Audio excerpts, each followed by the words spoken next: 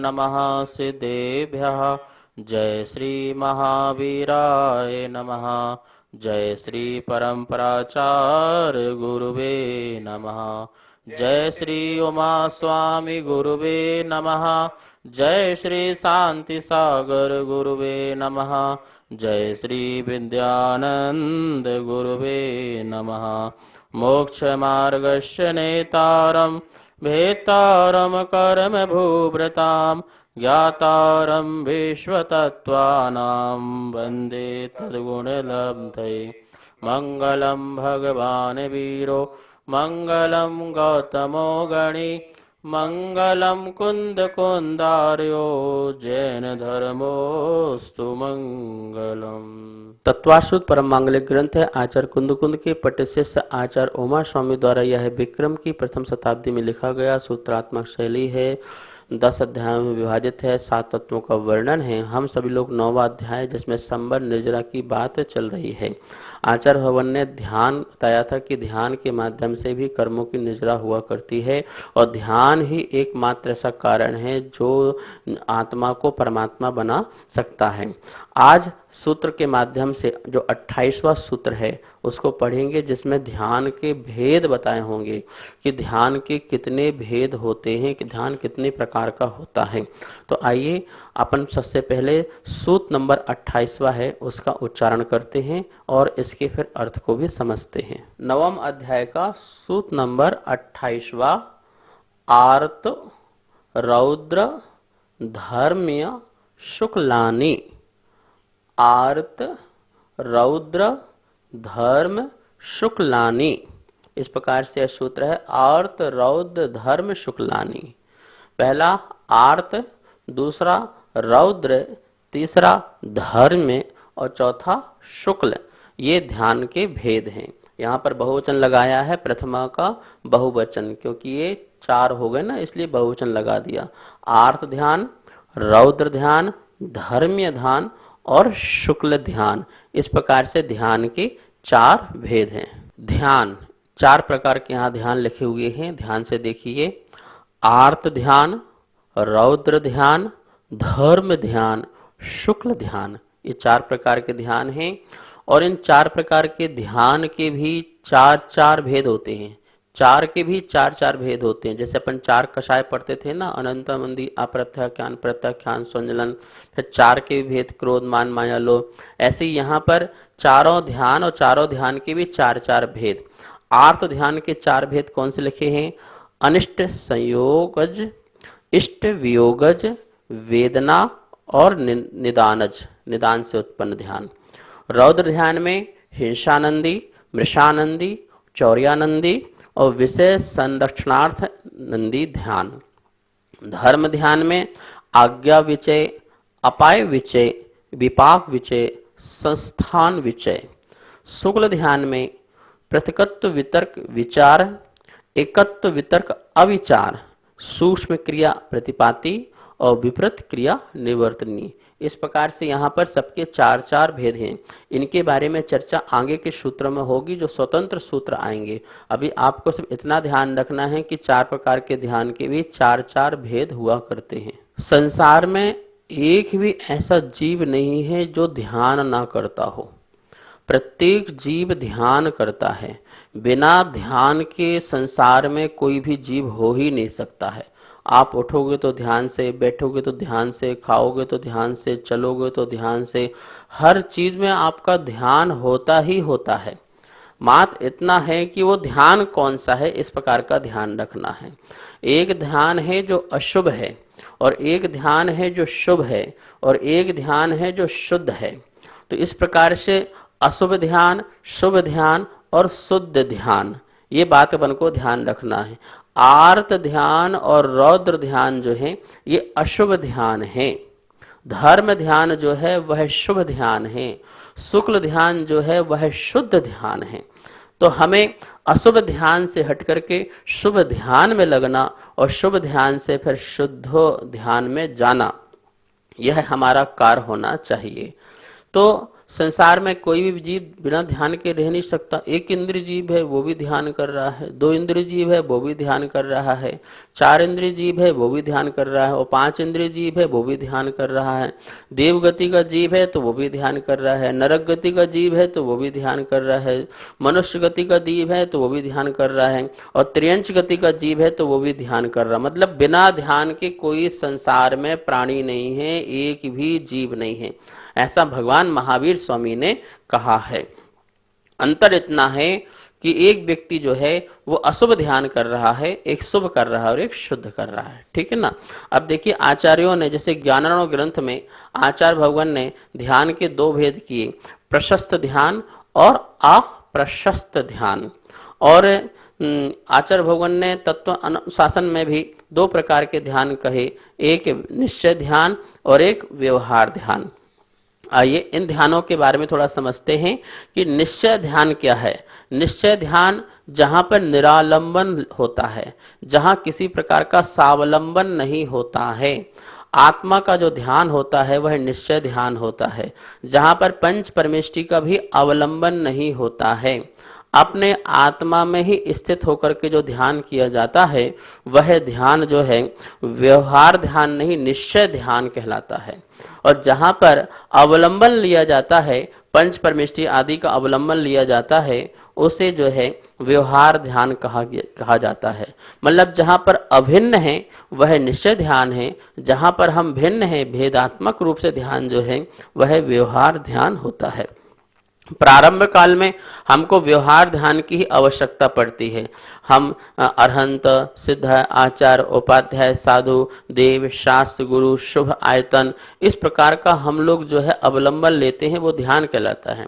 दान करना भी ये धर्म ध्यान है, पूजा पाठ करना भी धर्म ध्यान है, मंदिर जाना भी धर्म ध्यान है, ये व्यवहार ध्यान है। कौन सा है? व्यवहार ध्यान है। पर इसकी बहुत आवश्यकता है, क्योंकि हम 24 घंटे में कितने घंटे तो अशुभ में ही रहते हैं, अशुभ कार्य में ही रहते हैं। इसलिए अशुभ कार्य से बचने के लिए इस शुभ कार्य में लगना भी आचार्य भगवान ने इसे व्यवहार धर्म ध्यान कहा है। निश्चय ध्यान क्या है? इन सब से परे होकर के आत्मस्थ हो जाना, एकाग्र चिंता निरोध हो जाना, वह जो ध्यान है वह निश्चय ध्यान कहलाया करता है। अब देखिए प्रशस्त ध्यान और एक अप्रशस्त ध्यान होता है। प्रशस्त ध्यान क्या है? कर्म को दहन करने के सामर्थ्य से युक्त ध्यान प्रशस्त ध्यान कहलाता है। जहां पर हमें कर्म को नष्ट करना है, इस प्रकार का ध्यान करना। जिस ध्यान में मुनि क्या करता है? राग को अस्त कर देता है और वस्तु स्वरूप का चिंतन करता है, वह प्रशस्त ध्यान है। इस प्रशस्त ध्यान के माध्यम में शुभ चिंतन हुआ करता है, ऐसा महापुराण ग्रंथ में लिखा हुआ है। शुभ चिंतन, शुभ चिंतन जो तत्व का चिंतन कर रहे हैं, जीव का, अजीव का, मोक्ष का, आश्रव का, बंध का, संबर का, निर्जरा का, पर आत्महित का कल्याण जरूर होना चाहिए, ऐसी भावना से युक्त जो ध्यान होता है वह प्रशस्त ध्यान कहलाता है। अप्रशस्त ध्यान क्या है? जिसने वस्तु का यथार्थ स्वरूप नहीं जाना तथा जिसका आत्मा राग द्वेष मोह से पीड़ित है, ऐसे जीव की स्वाधीन प्रवृत्ति को अप्रशस्त ध्यान कहते हैं। अभी जिसने ना आत्मा के बारे में जाना, ना परमात्मा के बारे में जाना, जिसको तत्व का ज्ञान नहीं है, भेद ज्ञान की जिसको बात नहीं है, और मात्र वो राग द्वेष मोह इसी में से ही लगा रहता है, इसी से बहुत दुखी है, इसी से पीड़ित है और इसी से परेशान है, तो इस प्रकार के जो परिणाम हैं वह अप्रशस्त नाम का ध्यान कहलाया करता है। सूत्र के माध्यम से जो 28वां सूत्र है उसमें 4 प्रकार के जो ध्यान बताए हैं, आर्त ध्यान, रौद्र ध्यान, धर्म ध्यान और शुक्ल ध्यान। इनको अपन संक्षेप से यहाँ पर पढ़ लेते हैं, क्योंकि इसके बाद इनके स्वतंत्र सूत्र आने वाले हैं, वहां पर अपन विस्तार रूप से समझेंगे। आर्त ध्यान, आर्त ध्यान का मतलब होता है, आर्त मतलब दुख में होने वाला ध्यान जो है वह आर्त ध्यान है।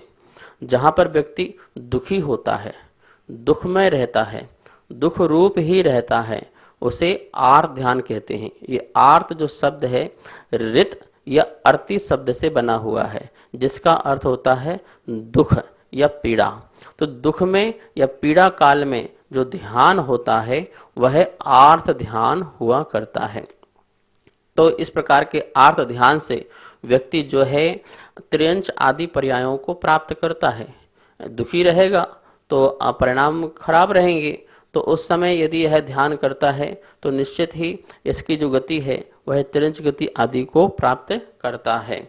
आसाता वेदनी के उदय से क्या है, दुख क्या है, आसाता वेदनी के उदय से जो उसको मिलते हैं अनेक प्रकार के, जैसे कांटा लग जाना और ठोकर लग जाना, शरीर में खरोच हो जाना या अनेक प्रकार की बीमारियां उत्पन्न शरीर में हो जाना, ऐसे बहुत सारे प्रतिकूल साधन खड़े हो जाना जो हमको पसंद नहीं है, इस प्रकार के जो साधन मिल जाते हैं, ये इसमें होने वाला जो परिणाम है वह आर्त ध्यान वाला परिणाम है।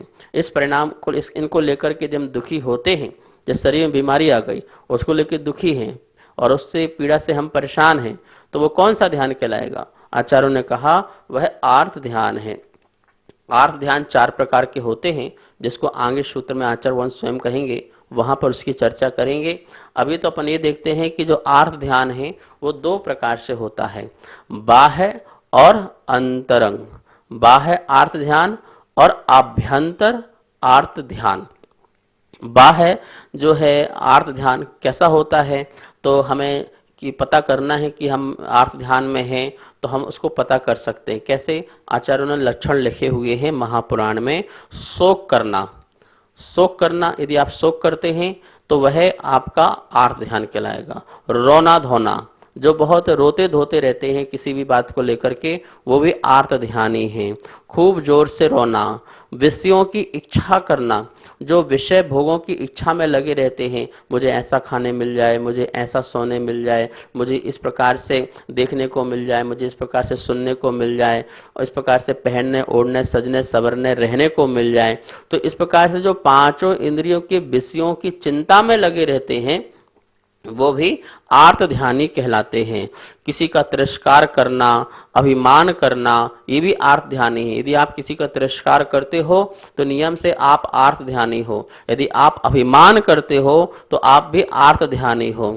आर्त ध्यान में आचार्य भवन कहते हैं कि कुशील रूप प्रवृत्ति करना, जो कुशील रूप प्रवृत्ति करते हैं, 5 पापों में लिप्त होते हैं, वो आर्त ध्यानी कहलाते हैं। कृपणता करना, जो बिल्कुल भिखमंगापन जैसा होता है ना, इस प्रकार का परिणाम करना, ये भी आर्त ध्यान है।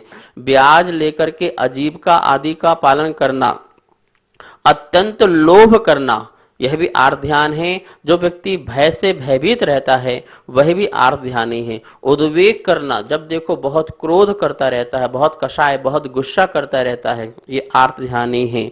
अतिशय शोक करना, बहुत शोक में ही पड़ा रहता है, कुछ वस्तु गुम गई या कुछ चीज चली गई, अब उसके शोक में वो पड़ा रहता है, तो वह शोक भी जो है आर्त ध्यान है। इस प्रकार से ये बाह्य चिन्ह है। इसी प्रकार शरीर का क्षीण हो जाना, शरीर की कांति का नष्ट हो जाना, हाथों पर कपोल रख कर के पश्चाताप करना, आंसू डालना, इसी प्रकार से और भी अनेक प्रकार के आर्त ध्यान के ये लक्षण बाह्य चिन्ह होते हैं। इस प्रकार से यदि करते हुए दिखाई देते हो तो उस समय समझना हमारा आर्त ध्यान चल रहा है। और उस समय यदि कोई आयु का बंध बंधेगा तो नियम से त्रियंच गति या नरक गति में जाना पड़ेगा और कोई दूसरा स्थान नहीं है। आयु का बंध भी उसी रूप बन सकता है, नरक का या त्रियंच का। इसलिए इस प्रकार के परिणाम बिल्कुल नहीं करना है। जो कार्य हमने यहाँ पे बाह्य चिन्ह बताए हैं वो भी हमारे द्वारा नहीं होना चाहिए। आराधना सार और ज्ञानार्णव ग्रंथ में भी और भी बाह्य चिन्ह बताए गए हैं जो यहाँ हम आपको बताना उचित समझते हैं। ग्लानि होना, आंसू निकलना, शोक करना, शरीर का सूख जाना, निश्चेष्टता, मूर्छा, शरीर में कंपन होना, बेचैनी का होना, श्वास चलना, स्वर भंग हो जाना, आवाज बदल जाना, मुख का काला पड़ जाना, दुर्बलता, मौन रहना, सामने देखते रहना, मृत्यु, अधिक पसीना आना, नेत्रों की टिमकार बंद कर बैठना, रोग, याचना, असत्य भाषण करना, ये सब शरीर की दशाएं स्पष्ट ही अपने विषय में हो या दूसरों के विषय में हो। यदि इस प्रकार की हमारे शरीर की चेष्टा दिख रही है, हो रही है, या अपने विषय को लेकर के या दूसरों को लेकर के चेष्टाएं हो रही हैं, तो उस समय आचरण कहते हैं ये बाह्य चिन्ह जो हैं वो आर्त ध्यान को सूचित करने वाले होते हैं। और भी ज्ञानार्णव ग्रंथ में लिखा गया है कि शोक जो करता है जिसको भय होता है, प्रमाद जिसके अंदर होता है, सावधानी नहीं होती है, कलह बहुत करता है, लड़ाई झगड़े बहुत करता है, चित्त भ्रम हो जाता है, उद्भ्रांति जिसके अंदर उत्पन्न होती है, चित्त एक जगह नहीं ठहरता है, विषय सेवन में जिसकी उत्कंठा रहती है, सदा विषय सेवन मुझे ये मिल जाए, निरंतर निंद्रा मग्न रहता है, जो बहुत अधिक सोता रहता है, अंग में जिसकी जड़ता आ जाती है, खेद होता है, मूर्छा होती है, आदि अनेक जो चिन्ह हैं ये आर्त ध्यानी जीव के हुआ करते हैं। ये सब बाह्य जो हैं चिन्ह हैं, इनसे हमें पता चल जाता है कि यह जीव जो है आर्त ध्यान करने वाला जीव है। आभ्यंतर जो आर्त ध्यान है वह किस प्रकार से होता? तीव्र जहां कषायां हुआ करती हैं, तीव्र कलुषता है, तीव्र राग द्वेष मोह है, तीव्र मूर्छा रूप परिणाम है, ये आभ्यंतर जो है आर्त ध्यान है। व्यक्ति के अंदर जब तीव्र परिणाम होते हैं, तीव्र राग होता है, तभी विषय सेवन का परिणाम हो, विषय सेवन किया जाता है। जब तीव्र अंदर से क्रोध होता है, तभी शरीर की जो कुचेष्टाएं हैं वो जो है गलत रूप से होने लगती हैं। तो अंदर से जो आचरण कहते हैं तीव्र कलुषता है, वह आर्त ध्यान का आभ्यंतर लक्षण है। आर्त ध्यान का ध्याता, ध्येय और फल क्या क्या है? तो देखिए, आर्त ध्यान का ध्याता सैकड़ों संक्लेशों को से व्याकुल रहने वाला जो जीव है वो आर्त ध्यान का धाता है। जिसके अंदर बहुत कलुषताएं रहती हैं वह आर्त ध्ययन का ध्याता है, ध्यान करने वाला है। और आर्त ध्यान में ध्येय क्या है? अशुभ करने वाले संसार की अशुभ जो वस्तुएं हैं वो ध्येय हैं। अशुभ हमारे अंदर जो पैदा करती ऐसी अशुभ वस्तुएं हैं, जैसे मांस है, जैसे शराब है, जैसे मधु है, ये सब जो है अशुभ वस्तुएं हैं। और इनके सेवन आदि करने के भाव या परिणाम आकार ये क्या है? ध्येय। तो जो अवलंबन जो है वो अशुभ जो अवलंबन जितने भी हैं वो आर्त ध्यान के ध्येय हैं। आर्त ध्यान का फल क्या है? तो समस्त क्लेशों से भरी हुई तिर्यंच गति का प्राप्त होना ही इसका फल है। त्रियंच गति को प्राप्त होता है जो व्यक्ति आर्त ध्यान में लगा रहता है। मिथ्या दृष्टियों की भी आर्त ध्यान होता है, सम्यक दृष्टि की भी आर्त ध्यान होता है, पर दोनों के आर्त ध्यान में क्या अंतर है ये भी जान लेना जरूरी है। मिथ्या दृष्टियों में तो अत्यंत क्लेश होता है, अत्यंत क्लेश होता है, इसलिए वह मिथ्या दृष्टि का आर्त ध्यान त्रियंच गति को प्राप्त कराने वाला होता है। और सम्यक दृष्टि को क्लेश रहित बिना क्लेश के आर्त ध्यान होता है। जैसे गुरु का वियोग हो जाए तो उसको भी थोड़ा सा ध्यान होगा, पर वो संक्लेश परिणाम वाला जो है आर्त ध्यान नहीं होगा, शुभ ध्यान ही होगा।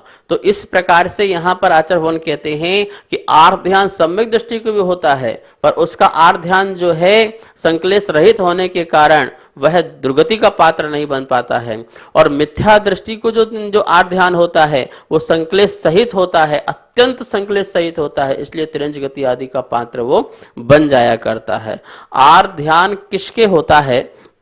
तो आचार्य ने लिखा है कार्तिक अनुप्रेक्षा में, जो पुरुष दुखकारी विषय का संयोग होने पर ऐसा चिंतन करे कि यह मुझसे कैसे दूर हो, अथवा जो सुखकारी चीज थी वह छूट जाए तो यह कैसे छूट गई, इस प्रकार का जिसको चिंतन होता है, पीड़ा चिंतन जिसको होता है, आगामी काल के सुखों की जिसको चिंता होती है, वह आर्त ध्यानी हुआ करता है।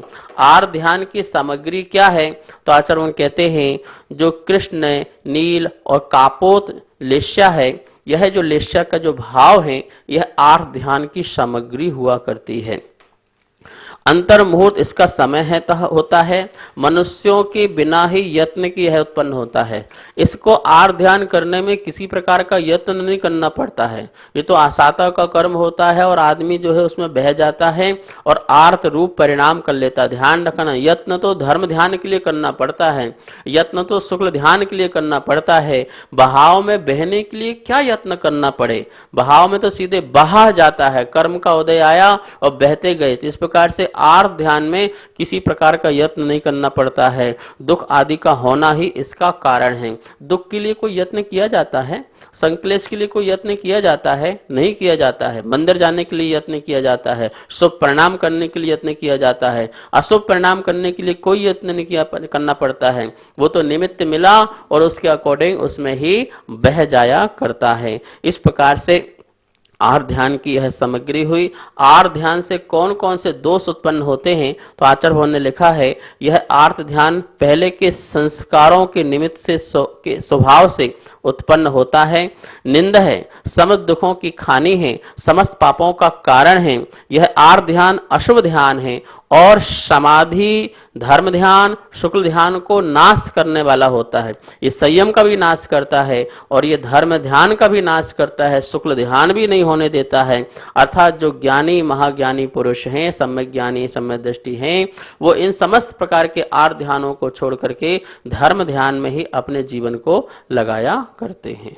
आर्त ध्यान जो है, देशवृत्ति जो श्रावक है, जो पंचम गुण स्थानवर्ती है, जो प्रतिमाधारी है, उनको भी हो सकता है, उनके लिए भी यह आर्त ध्यान हो जाता है। पर वो आर्त ध्यान किस कारण होता है वहां पर, इसको जानना बहुत जरूरी है। देशवृत्तियों को जो आर्त ध्यान होता है, वो वहां पर उनके जो असंयम रूप परिणाम पाए जाते हैं। कौन से असंयम रूप परिणाम पाए जाते हैं?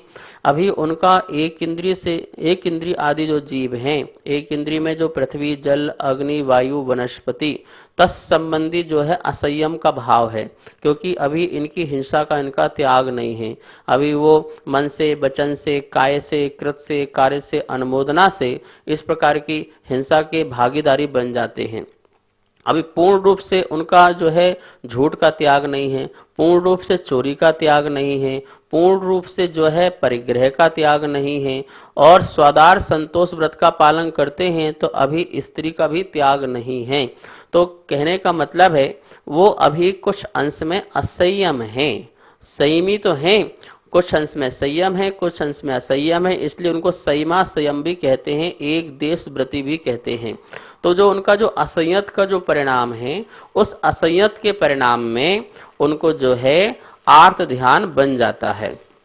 अभी उनका निदान नाम का ध्यान भी जो है गया नहीं है। देखिए, आर्त ध्यान में एक निदान भी है, आगामी काल के सुखों की वांछा का रखने का नाम जो है निदान है। और उनके अभी कथनचित निदान शल्य मान सकते हैं, क्योंकि निदान शल्य नहीं मानेंगे तो निदान नाम का आर्त ध्यान भी नहीं होगा। कथनचित कह रहा हूं, देखो मुनियों के तो निदान नाम का ध्यान होता ही नहीं है, निदान आर्त ध्यान बिल्कुल भी नहीं होता है, लेकिन देशव्रति के निदान नाम का आर्त ध्यान तो होता है। तो जब आर्त ध्यान होता है तो कथनचित, कदाचित जो है निदान नाम का शल्य मानना पड़ता है, उपचार से मानना पड़ता है, उपचार से, ठीक है ना। कि वो भी क्या बोलते कि हाँ मैं इंद्र बनूं, मैं भी इंद्र बन के क्या बोलते जल्दी मोक्ष जाऊं, तो ये भी निदान है। मैं सर्वार सिद्धि को प्राप्त कर लूं, एक भाव में मोक्ष चला जाऊं, तो ये भी तो निदान है। तो ये भी इस प्रकार से शल्य हुआ करती है। तो यहाँ पर जो व्रति है, उन व्रति को भी आर्त रूप ध्यान पाया जाता है, और उसके कारण वह जो है कुछ अंश में असंयमी के भाव उनके रहते हैं, अभी पूर्ण संयम के भाव को प्रकट नहीं कर पाते हैं।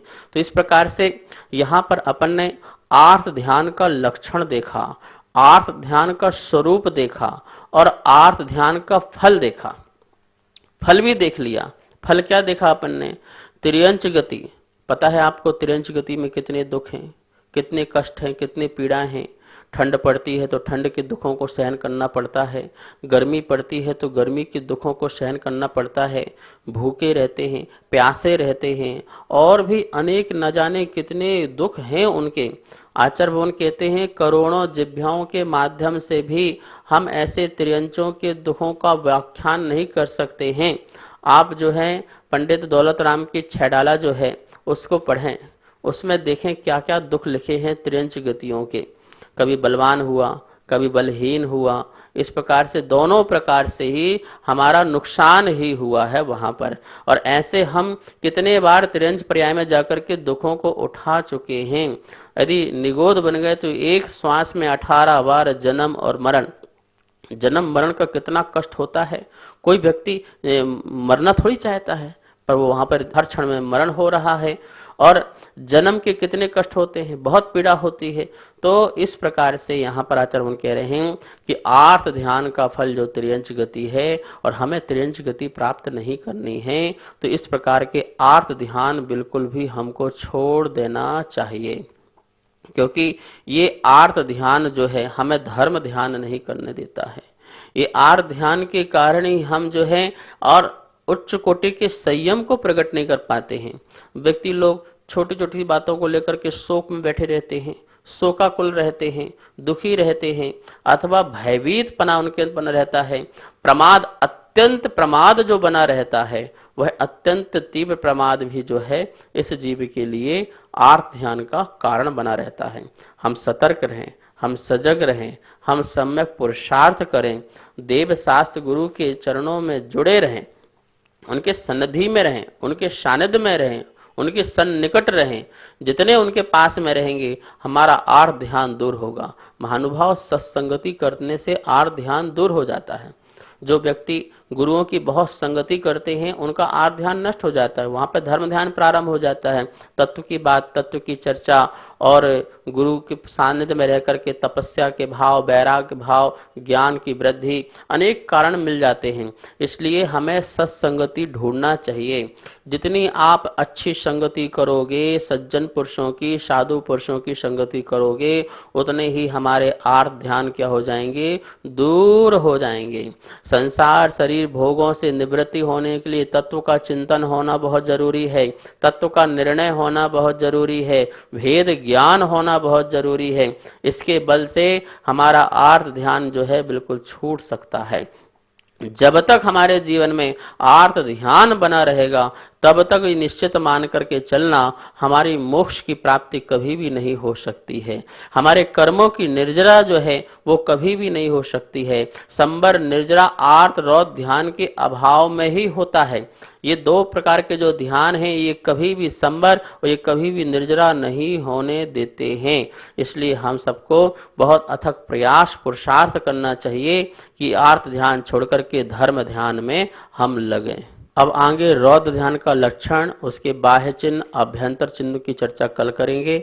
आज स्वाध्याय यहीं पर संपन्न करते हैं। आइए माँ जनमाणी की स्तुति करते हैं। जावाणी के ज्ञान से सूजे लोकालोक, शोवाणी मस्तक धरू सदा दे तुहो धोग। हे जिनवाणी भारती तो ही जपो दिन रेन, जो तेरी शरणा धरे सो पावे सुख चैन।